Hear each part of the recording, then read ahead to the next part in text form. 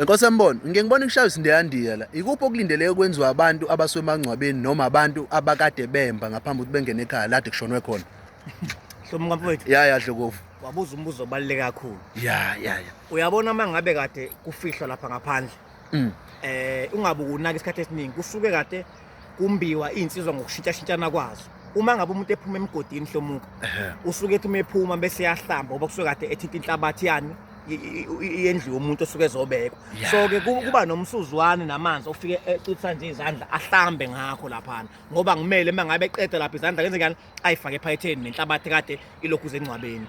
Ngakho ke Hlomuka lezo insizwa noma labo bantu uma ngabe beqeda ukufihla kumele besuke beye emfuleni bonke. Hayibo. Hlomuka beyogeza lapha abanye abanye baphatha ngisiqunga Hlomuka kuya ngokuthi ke umuntu ukholelwa kuphi abanye kube umsuzwane beyogeza kungasho ukuthi kuyingcenye yokulahla ini umuntu lo besuke kade besebenza indlu yakhe lapha bephinde bemfihla futhi ngoba phela umuntu umukela izinsizwa mkhulu umsebenzi wenziwa izinsizwa makunjani kushona umuntu. Yes. Uma ngabe ke sebeqedile ukwenza kanjalo bese kuyima bezosuka khona emfuleni bebuye beze esangweni bese beyafika kunembuzi yezandla Hlomuke lapha esangweni kunani lapha na ke kufuneka kube ukuthi lapho umuntu ufike ehlamba izandla esangweni mayefika nje umuntu bese befika lapho mubuye emfuleni uyafika lapha esangweni uyahlamba izandla ngaphambi kokungena ngaphakathi.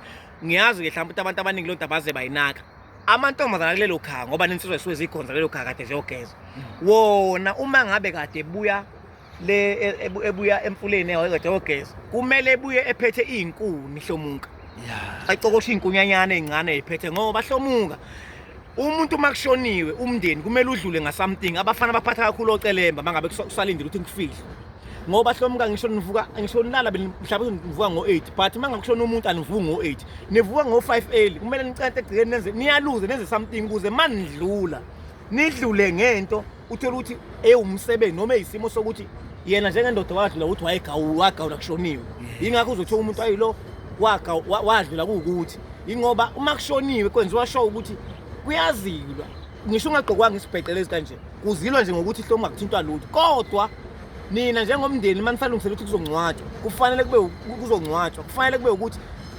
ekhaya niyacenta na something amantombazana atheza okha amanzi kwenziwa yonke lento kuze nidlule ngento enjani okuyiyona enhle njengamantombazana ingakho ngisho sekubuka ongcwatshwa lapha kufanele kube ukuthi amantombazana abuya nani abuya nezinkuni lezi azoyibeka ekhaya leyanto kuze ethi mezulu amantombazana ekhaya adlule ngani ngokutheza ngento abantu besifazana bese beyabuya bahlamba bese bengena ngaphakathi bethola lokho abakutholayo laba kade bebe ngabambi begumbi bese beyasuka ke lapha sebehamba. Kubalekile ukuyogeza emfuleni ngaphambi ukuba ningene ngaphakathi kubalekile kakhulu abantu abangayeqi lento Hlomuka ibalekile bese kukwazi ukuthi seniyasuka nizokuhlamba ngomswane esangweni bese niyangena ke manje ke ekhaya nithola lokho enikutholayo senihamba waphela hlahle kunjani la kushoniwe kusazokwenziwa ke manje icathulanyana kube nensipho kumele ichela amageja omakhelwane ipeti zakomakhelwane ukuze Hlomuka isule ini lento yala ekhaya kade yenzekile before abankholwane bezekani bethola into zabo engamathuluzi. Ngiyabonga ethuba Hlomuka.